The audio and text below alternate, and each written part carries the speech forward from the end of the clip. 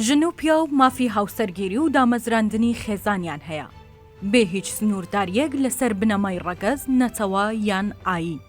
ژن و پیا و خاوەن مافی یەکسانن لە کاتی هاوسەرگیری، لە ماوەی هاوسەری و لە کاتی جیابوونەوەش. هاوسەرگیری تەنها بە ڕەزامەندی ئازاد و تەواوی هەردوو هاوسەر دەبێت. خێزان یەکەی خۆرسک و بنەڕەتیە لە کۆمەڵگە و دەبێت لەلایەن کۆمەڵگە و دەوڵەتەوە پارێزگاری لێ بکرێت. هەموو مرۆڤێک مافی ئازادی بیرکردنەوە، ویژدان و ئاینی هەیە. هەموو مرۆڤێک مافی هەیە بەشداری لە بەڕێوەبردنی وڵاتی خۆیدا بکات، ڕاستەوخۆ یان لە ڕێی نوێنەری ئازادانەی هەڵبژێردراوەوە. هەموو مرۆڤێک مافی هەیە بەرژەوەندیە مادیەکانی بپارێزێت. بەشێک لە بەندەکانی جارنامەی جیهانی مافی مرۆڤ.